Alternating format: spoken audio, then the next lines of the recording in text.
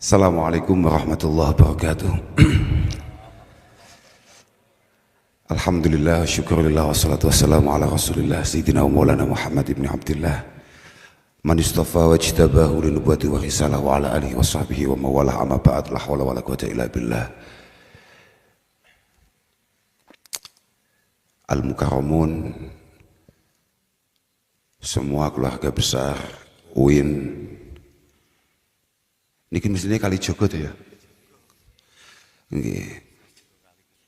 Nek kula niku tiyang Jogo kali, karena kebetulan rumah saya itu tepat di samping Sungai Brantas, Nilnya Jawa Timur lah kira-kira begitu. Teman-teman semua, alhamdulillah ala kulli hal, kami bisa bersilaturahim di tempat ini. Moga-moga ada faedahnya, moga-moga kayak apa yang tadi disampaikan oleh MC, moga-moga ada manfaatnya walaupun itu memukul saya itu. Karena MC-nya tadi bilang, mari kita dengarkan ceramah-ceramah bermanfaat lah ini.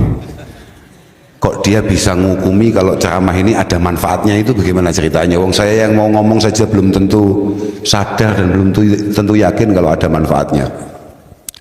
Saya mohon maaf ini saya datang cukup malam karena saya tadi masih berdebat kapan saya ada undangan ke UIN, itu mulai kapan saya bilang gitu.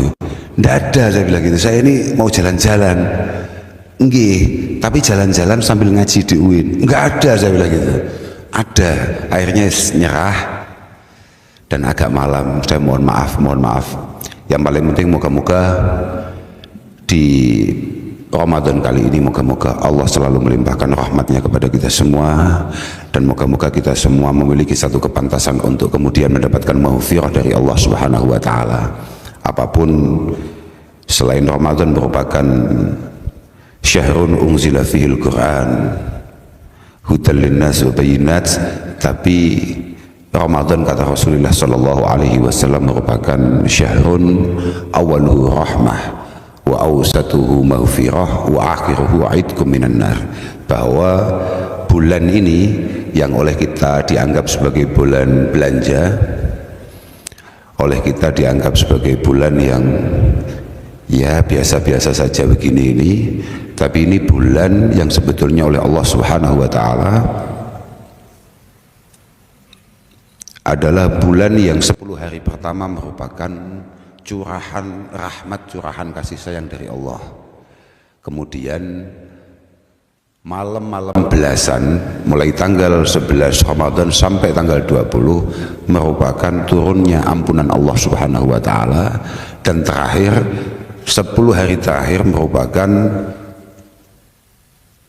diskon besar-besaran bagi umat Rasulullah Muhammad sallallahu alaihi wasallam untuk terbebas dari neraka. Makanya dulu kata sahabat Jabir bin Abdullah bin Haram al-Ansari, beliau meriwayatkan, ruwiya an Jabirin anna Rasulullah sallallahu alaihi wasallam raqiya al-mimbar. Raqiya al-mimbar. Raqiya itu sama roko tulisannya sama, kof ya, tapi itu kalau harokatnya salah, itu bisa sangat jauh maknanya. Raqiya yarko itu maknanya naik, tapi kalau roko yarki tulisannya sama, tidak ada bedanya. Nanti perbedaan itu akan ada di masdarnya, tapi kalau fiilnya itu sama. Yang satu maknanya naik, yang satu maknanya nyuwuk. Saman paham nyuwuk enggak? Perdukunan biasanya kalau apapun, kalau orang NU mestinya kudu paham, kalau sama persuuan itu harusnya dikit-dikit paham lah. Lah itu. Jadi kalau roqiya yarko itu maknanya naik, tapi kalau roko yarki itu maknanya nyuwuk. Nah ini an Jabirin anna Rasulullah raqiya al-mimbar. Falamma raqiya ad-darajatal ula qal amin, summa raqiya ad-darajatas saniyah faqal amin, summa raqiya ad-darajatas salisah faqal amin. Ketika Rasulullah naik ke ad-darajah itu ini loh, kayak apa itu, unda-undaan itu loh. Apa bahasa Indonesianya apa sih? Anak tangga, bukan tangga, anak tangga. Ketika naik ke anak tangga pertama, tahu-tahu Rasulullah berkata amin. Ketika naik ke tangga berikutnya, beliau kemudian menjawab amin. Ke tangga berikutnya juga lagi-lagi dawuh amin. Setelah selesai khutbah, beliau kemudian ditanya oleh para sahabat, faqulna lahu sami'nak taqul amin salasa marat ya Rasulullah. Kami semua mendengar panjenengan mengucapkan kata-kata amin itu 3 kali. Apa itu masalahnya? Apa itu yang panjenengan amini? Kemudian beliau dawuh, lamma raqitu ad-darajatal ula ja'ani Jibril. Ketika saya naik di anak tangga pertama, tahu-tahu Jibril datang. Faqal syakiya abdun adraka Ramadan fansalakha minhu walam yughfarlah. Sangat celaka, sangat sial, ada hamba, ada orang ketika dia menangi Ramadan, ketika dia ketemu Ramadan habis, nyampe Syawal tapi dia belum mendapatkan ampunan dari Allah Subhanahu wa taala. Ternyata Rasulullah nggak membela, malah Rasulullah mengatakan amin. Amin. Semoga sesial itu orang itu. Falamma raqitu ad-darajata tsaniyah qala Jibril syakiya abdun adraka walidayhi aw ahadahuma falam yudkhilahu al-jannah. Sangat sial, ada hamba, ada orang yang kebetulan berkesempatan untuk tumbuh, untuk khidmah, untuk berbakti kepada kedua orang tuanya, karena kedua itu pas untuk masuk surga. Kalau nggak dapat berarti super sial. Kemudian Rasulullah mengatakan amin. Makanya moga-moga saya, panjenengan semua, moga-moga tercatat atau termudahkan untuk berbakti kepada kedua orang tua kita. Entah orang tua kita itu masih ada semua atau salah satunya, atau mungkin beliau-beliau memang sudah dipanggil oleh Allah Subhanahu wa taala. Karena sebetulnya di hadis yang lain Rasulullah mengatakan bahwa inna rajul la yamutu walidahu wa huwa aqun lahuma. Berapa banyak di antara kita ketika orang tua kita masih hidup, kita ini tidak punya kesempatan untuk berbakti kepada beliau berdua. Ataupun kita ini berkesempatan berbakti tapi kita merasa bahwa masih sangat jauh cara kita berbakti kepada beliau berdua. Maka fayad'ullah ta'ala lahuma fayaktubuhu minal barin. Berapa banyak, kata Rasulullah, yang kemudian dia berbakti setelah orang tuanya mangkat, yakni biddu'a wassadaqah anhuma wal istighfar lahuma dan lain sebagainya. Entah itu kita itu berdoa atas nama mereka semua, entah kita ini sedekah atas nama mereka, kita ini berbuat baik atas nama mereka. Tapi sebetulnya kata Al-Imam Jalaluddin As-Suyuti, berbuat baik, kita sebagai manusia berbuat baik, entah itu kita sengaja atau tidak untuk kedua orang tua kita, mereka sebagai orang tua tetap mendapatkan bagian pahalanya. Kata Imam Jalaluddin As-Suyuti, beliau mengatakan bahwa kullu amalin shalihin ya'maluhul walad yulhaqu sawabuhu li abawaihi walau lam yad'u lahuma. Bahwa semua hal baik yang mungkin ditakdirkan bisa kita lakukan, walaupun kita tujukan kepada orang tua atau tidak pahalanya, beliau-beliau sebagai orang tua tetap akan mendapatkan pahalanya. Tapi itu dibalik ya sama. Semua kelakuan buruk kita, semua kepekaan kita, mereka juga dapat, karena mereka masuk dalam dawuh ku anfusakum wa ahlikum nar, bahwa ada perilaku-perilaku buruk kita yang kata Rasulullah itu disebabkan oleh didikan-didikan yang keliru dari para pendahulu kita. Makanya sampean-sampean yang masih jomblo, sampean-sampean yang masih hari ini belum mendapatkan jodoh atau bahkan belum punya anak, bersyukurlah. Saya doakan terus jomblo, karena cocok betul niku. Betul. Sama tidak pernah dengar bahwa Al-Imam Al-Ghazali itu menampilkan satu hadis, oke, itu dhaif, tapi penting untuk menjadi pertimbangan kita. Salah satunya adalah hadis beliau yang mengatakan bahwa khairukum ba'dal mi'atan al-khafiful hadz alladzi la ahla lahu wa la walad. Setelah 200 Hijriah, orang pilihan itu adalah orang yang ringan beban, al-khafiful hadz alladzi la ahla lahu wa la walad. Tidak ditakdirkan punya pasangan, apalagi punya anak. Makanya moga-moga panjenengan-panjenengan yang pengen menjadi umat terbaik Rasulullah terus jomblo. Kok gak amin gue? Kamu nggak pengen jadi? Oh gak pengen, ya wis. Oke, kita cari surga pintu lain. Kita cari surga jalur lain. Oke, tenang aja. Itu kayak ibu-ibu.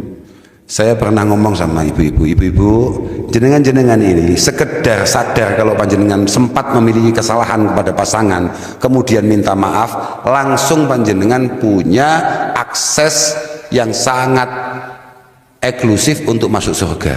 Langsung jawab, kita cari surga lain, Bos. Gitu. Jadi ibu-ibu itu hanya sekedar disuruh minta maaf saja. Bukan masalah gengsi, lebih memilih diperbanyak hisabnya di hadapan Allah daripada dia harus minta maaf ke pasangannya. Ngono, aku dulu ya gumun ya. Kok iso ngono iku? Oke. Yang terakhir, orang sial kata Rasulullah atas berita, atas laporan malaikat Jibril, sakia abdun dzukirta indah walam yusalli alaik. Termasuk orang yang sial adalah orang yang lesannya tidak mudah atau tidak ringan mengucapkan selawat ketika nama Rasulullah Muhammad sallallahu alaihi wasallam disebutkan. Itu sial. Maka moga-moga lah kita semua mendapatkan ampunan dari Allah Subhanahu wa taala di bulan yang sangat istimewa ini. Bagaimana?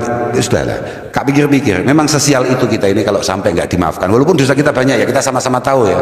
Ya saya ya kayaknya wajah-wajah sampean ya lumayan. Artinya kadang-kadang ya mikir juga kalau sampai ikinya apa terjadi. Aku kaget lagi. Mau sekali lah mau jadi. Kayaknya apa itu cowok tuh kayak kaget lagi. Bocah kok ono. Aku mau cerita apa sampai lali ya. Ses. Cawin. Ini mesti NO ya ngene iki biasa ses. Pancen CEO yang menyamar. Oh begitu ya. Oh tahu-tahu CEO no piye ini. Aku mau cerita apa ya? Oh gini. Kenapa saya harus ngomong bahwa kalau naudzubillah summa naudzubillah kalau kemudian dosa kita yang segini banyaknya ini tidak mendapatkan ampunan di bulan Ramadan. Bayangkan Rasulullah itu juga menampilkan satu dawuh yang pada akhirnya ditulis oleh para ulama kita, entah itu Syekh Nawawi, entah itu Syekh Ihsan. Syekh Ihsan itu Jambres. Saya sebutkan karena itu orang Kediri tapi menginternasional, bukan hanya menasional. Loh, ulama-ulama kita itu top betul. Kayak tadi sore itu saya lagi bahas salah satu karya-karya ulama-ulama yang sangat luar biasa dari Indonesia. Salah satunya adalah karya-karya terbaik dari Syekh Mahfud At-Tarmasi. Mana namanya? Termas. Usahaman Termas Mas. Lah ayo, kok gak meyakinkan? Oke. Apa tadi? Lah, di situ mengatakan bahwa lillahi fi kulli lailatin min layali syahri Ramadan indal iftar alfi atikin minan nar. Coba bayangkan, setiap buko maghrib paham ra? Sing poso biasanya paham, lek gak pate poso ya maghribe ketahuan. Makanya saya itu berangkat dari rumah memang sudah agak sore tadi itu. Bukan faktor apa-apa, karena saya tahu kalau dari Kediri ke Jogja kemudian nggak puasa mokel itu gak pantas, mek ngono tok masalahnya. Tapi kalau misalnya undangannya ke Jakarta atau kemana lah itu saya semangat, bahkan saya mungkin berangkatnya dari tadi malam. Kok pantas toh Jakarta malah poso kan gak luas lah iya toh. Loh Jakarta itu loh Pak, Jakarta itu menarik sekali. Jakarta itu saya tahun lalu itu di Jakarta, alhamdulillah jam 8 pagi di sana sudah sarapan Pak. Artinya jam 8 itu sudah maghrib di Jakarta. Jam 8 pagi di Jakarta itu di lobi itu sudah maghrib. Adzannya sama loh Pak, adzan maghrib sama zuhur sama adzan yang lain itu sama. Jadi kita itu pikirannya sudah cocok-cocok saja. Makanya wah ini kalau ke Jogja harus sore, karena kalau ke Jogja sampai nanti kita tidak puasa nggak bagus. Jogja Pak, mek Jogja kan juga gak pantas, tapi lek soto adoh ngono wis malah senggak ape iku poso. Gak bagus iku. Setiap kali berbuka Allah Subhanahu wa taala itu membebaskan 1 juta alfi atik minan nar. Ada 1 juta orang yang dipastikan harusnya masuk neraka, tapi kemudian apa istilahnya kalau tahanan itu diapakan, diamnesti apa? Remisi ya, mendapatkan remisi dari Tuhan untuk kemudian bisa terbebas dari neraka. 1 juta. Fa idza kana yaumul jum'ah a'taqa fi kulli sa'atin minha alfi atikin minan nar kulluhum yastaujibu an-nar. Kalau sudah malam Jumat, Kamis malam Jumat sampai hari Jumat, maka yang dibebaskan itu tidak lagi setiap iftar, tidak lagi setiap maghrib, tapi yang dibebaskan itu per jam 1 juta. Kemudian kita nggak masuk di sana, kan tolol.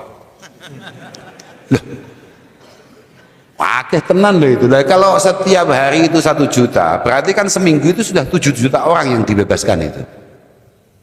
Lah kalau per malam Jumat per jam kali 24 jam, kemudian kita tetap nggak masuk, kan ya super tolol. Ngapain kita ini? Kita ini ngapain acaranya kok sampai tidak mampu terjangkau oleh maghfirah Allah Subhanahu wa taala yang sangat luas. Inna rahmati sabaqat ghadabi itu di mana? Kok sampai kita kok nggak kena itu? Ya kita memang super what, tapi tolonglah. Masa nggak masuk situ? Bahkan fa idza gana akhiru yaumin min Ramadan a'taqa bi adadi ma a'taq min awal syahri ila akhirih. Bahkan ketika nanti malam lebaran jumlah itu akan dihitung, ditotal, kemudian Allah kembali membebaskan orang sebanyak itu. Terus kemudian kita tetap gak masuk. Naudzubillah, kan yo iku di atas tolol iku mbah apa jenenge gak paham aku. Makanya moga-moga ya kita aman lah. Cuma gini ya, yang perlu difahami oleh kita semua, kadang-kadang ya itu berat. Puasa itu istimewa karena semua ibadah itu pahalanya jelas, kalkulasinya jelas. Illa shaum wa ana ajzi bihi, kata Allah Subhanahu wa taala. Kecuali puasa. Puasa itu memang pahalanya sangat luar biasa, tidak ada yang tahu kecuali Allah sendiri. Cuma ulama sepakat, as-salaf yarawna annal ibadah itu tidak semata-mata bisaumi wa sholati wa sairi ta'at wal qurbat. Bahwa ulama dari dulu ngomongkan puasa yang kemudian dengan segala macam keistimewaannya, termasuk rahmat, maghfirah, idkun minan nar, itu tidak semata-mata hanya dengan kita ini melakukan puasa, menahan lapar, kita ini melakukan banyak sholat di sana. Biasanya sholat ba'diyah, qobliyah 2 rakaat nggak dilakukan, sekarang taraweh sok-sokan. Lah iya, awamu kan ngono, awamu taraweh peng 3 aktif ngono ya. Istiqomah taraweh tanggal 1, tanggal 2, tanggal 3, tanggal 4 jiwamu wis Fir'aun. Loh, artinya jiwa-jiwa kamu kok nggak kayak saya ya? Melihat siapa begitu siap-siap mau ngopi mau apa, kamu berangkat ke masjid di hari keempat, pikiranmu wis ana ahsan minhu, ana khairun minhu, ana afdal minhu, ana atwa minhu. Fir'aun banget hanya karena taraweh 3 hari, hanya karena tarawih 3 hari. Padahal tidak ada satupun ulama yang menganggap bahwa tarawih itu adalah satu kewajiban. Jadi tarawih 3 dina tok, perasaannya wong liya kabeh ahli neraka, dhek tok sing ahli surga. Padahal betapa tidak serunya masuk surga yang segitu luasnya sendirian. Loh, iya lho saiki lho, sak uwin mlebu neraka kabeh, sing mlebu mek awakmu tok. Sepi. Kowe arep nyapa ning kono kowa dhewe. Ya Allah nuwun sewu, kanca-kanca kula teng pundi neraka kabeh. Mesti terakhir kula gak mriko lah. Sepi masalahe. Karena mergo awakmu jiwa hasud mesti mau gawa tekan akhirat. Kamu itu lebih suka kamu turun ke bawah daripada kamu ngajak orang lain ke atas. Makanya ulama mengatakan ibadah di bulan puasa dengan segala keistimewaannya ini tidak melulu terkait masalah bagaimana kita tadarus, bagaimana kita ini jamaah, bagaimana kita ini puasa, tidak. Tapi yang paling bagus adalah kafun nafsi anil adha wa hadki hurmatin nas. Yang paling bagus adalah bagaimana kita punya kemampuan menahan diri kita untuk tidak menyakiti orang lain, kemudian tidak merendahkan orang lain. Itu penting dan itu berat. Sama sadar tidak bahwa Rasulullah menamai Ramadan ini dengan banyak nama. Oke, Ramadan adalah syahrul Quran. Makanya setiap tanggal berapa gitu, kalau sudah mulai akhir-akhir ada istilah nuzul Quran. Oke. Tapi harus tahu, di sini ini ada syahrul muasah. Di sini ini ada nama namanya syahrul ihsan. Di sini ada nama namanya syahrul sabr. Saman bisa lihat itu di kitab-kitab itu. Syahrul sabri fi Ramadan itu adalah syahru man in nafsi anittiba'i hawa. Bulan di mana kita harus memaksa diri kita untuk tidak mengikuti hawa nafsu kita, dan itu berat saudara, berat. Aku gak mampu, aku gak ngatasi ya meneh delok wajahmu, wah tansaya berat. Gini ya, sama itu kalau disebut kata-kata sabar itu berarti hubungannya dengan apa? Sabar itu hubungannya dengan apa? Sabar itu hubungannya mesti yang ada dalam pikiran sampean kalau udah ngomongkan sabar itu musibah, masalah, hal-hal yang membuat sampean tidak nyaman. Itu hubungannya dengan sabar. Tidak Pak, sabar itu tidak melulu terkait itu. Sabar itu harus kita pahami bahwa sabar itu adalah fi'lul ma'murat wa tarkul manhiyat. Salat itu butuh sabar bukan? Butuh sabar. Kademen isu-isu dadak wudu butuh sabar.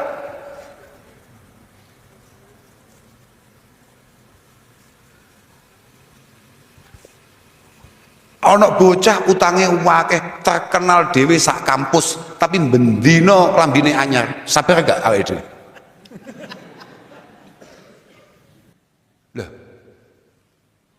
tarkul manhiyat berat itu, berat. Makanya semua ulama mengatakan kamu itu kalau pengen istimewa di hadapan Allah, tidak usah terlalu banyak ibadah, tapi pastikan tidak terlalu banyak kesalahan. Salah itu wajar, tapi kalau terlalu banyak hobi. Loh iya toh, orang salah itu biasa, tapi kalau terus salah ya memang kan gini toh. Orang normal, orang awam itu adalah orang yang kadang-kadang baik, kadang-kadang buruk. Tapi kalau banyak baiknya, kata Fudail bin Iyad, kalau banyak baiknya maka keburukannya harus dihapus. Orang itu tidak boleh disebut orang nggak baik kalau memang kesehariannya didominasi oleh hal-hal baik. Apakah ini tidak ada buruknya? Ada, tapi tolong dilupakan sebagai sesama. Sama kayak kita sulit untuk melupakan orang yang terlalu banyak 24 jam sehari. Kalau 23 jam setengah buruk, itu kan sulit untuk disebut sebagai orang solih. Padahal kalau kita mau tahu solih, kenapa Nabi Ibrahim itu disebut solih? Dalam Quran dikatakan bahwa karena konsistensinya terus solih, terus baik. Karena kalau hanya sesekali baik itu kayak kita, nah itu belum pantas sebetulnya disebut orang solih. Loh, kita ini pagi baik, agak siang dikit masalah. Tapi zuhur tobat. Walaupun sore bikin masalah lagi. Karena itu biasa. Makanya kita ini sulit untuk kemudian menjadi orang yang punya kelayaan disebut sholih. Tapi moga-mogalah ada bangunan kemauan di antara kita untuk kemudian menjadi orang yang baik. Mbuh bentuke piye? Ngeten nggih. Berapa banyak dari kita, teman-teman kita kemudian merasa bahwa saya tidak pantas melakukan ini, saya tidak pantas melakukan ini, saya tidak pantas melakukan ini karena saya ini belum begini, belum begini, belum begini. Tidak. Sekecil apapun potensi kebaikan yang mungkin sampean lakukan, lakukan. Tidak usah menunggu sampean ideal untuk melakukan itu. Karena siapa tahu hal-hal kecil itu, misalnya kayak tadi, kayak saya cerita misalnya kayak ba'diyah, sholat ba'diyah, oke, mungkin sampean belum sanggup tarawih, tapi sampean mau sholat ba'diyah, ba'dal isya, 2 rakaat saja sudah. Itu sudah fi hukmi qiyamil lail bagi orang kayak sampean. Kak jamin loh. Ketika sampean memiliki keseriusan untuk melakukan itu, sambil selalu menyadari bahwa panjenengan abot nek aku kon tarawih. Aku tarawih imamnya rodok dawa didik, surate rodok dawa didik wis ngersula. Saya katakoki, cara ning Jogja iki, imam cepet kambe imam rodok suwi ngono semangat dia awakmu dadi makmume. Iya, saya itu sebelum puasa satu ketika makan. Lah ketika makan itu sambil nunggu pesanan makan itu jadi, ya di Jogja ini tahu-tahu ternyata di samping itu ada musola enak gitu loh. Ada musola enak, saya sholat di situ. Lah ketika saya lihat imamnya datang, kemudian imamnya qobliyah, saya sudah mikir, ya memang kita kan kriminal ya otaknya ya. Kan kan aku kan dianggap wong piye ngono kan, mergo awakmu kan deloke kan di petilan-petilan di media-media itu. Sebetulnya kan kita ya sama-sama sesatnya. Ketika saya lihat imamnya itu datang kemudian sholat qobliyah, saya langsung di hati saya, iki nek aku melu makmum iki jelas suwi. Kan ketok to, Pak. Suwi nek iki aku. Nek iki suwi iki aku. Kan ketok jelas suwi iki, jelas gak mampu aku. Daripada aku ngersula, aku wis langsung ngongkon, saya ngajak teman-teman kan, ayo ndang komat. Dipahani iku kambek takmire aku. Mohon maaf, Pak. Nggih, Pak. Jangan sholat dulu karena kita akan segera mulai jamaahnya. Oh, mboten Pak, kula kosor. Ya kita kan sama-sama kriminal, ya biasa tuh. Tapi kriminal lo cek sholat lo ya, orang kok kriminal gak sholat. Awalu ma yuhasabu bil abdu yaumal qiyamah as-sholah. In sholahat sholahal baqi wa in fasadat fasadal baqi. Yang pertama kali ditanya Tuhan akan peribadatan kita ini masalah sholat. Kalau sholat lolos, katanya yang lain lolos. Ya sudah, saya pakai itu saja. Kriminal pokok lolos, mergo sholat. Aku tetap sholat masuk kriminal. Ya jamaah, tetap jamaah sesuai arahan bahkan Nabi. Tetap jamaah, tapi kita bikin yang versi agak cepat. Oh no, aku dulu, waduh sholat sunat kok suwi wong iki. Sholat sunat suwi, sholat fardu mesti atwal, jauh lebih lama. Dan ini waduh makanannya gimana, dan itu tidak baik. Sholat mikir makanan itu tidak baik. Makanya Rasulullah selalu meminta kita iftar dulu sebelum sholat, karena jangan sampai ketika kamu takbir pikiranmu makanan gitu loh. Iftar itu hanya sekedar membatalkan. Lawamu gak rong piring ya yuk yo entek waktu isyae ngawur, waktu maghrib entek sembrono awakmu ya. Ini gak gitu konsepnya, gak gitu ya. Nggih. Makanya saya jamin lah, sampean pokoknya hanya sekedar apalah ibadah-ibadah yang kira-kira sampean mampu. Saya di mana-mana selalu mengatakan la yukallifullahu nafsan illa wus'aha. La yukallifullahu nafsan illa wus'aha. Itu kan semua orang selalu mengatakan bahwa Allah tidak akan membebani kalian akan sesuatu yang kira-kira kalian nggak mampu. Itu kan pikiranmu adalah perjalanan hidup. Enggak.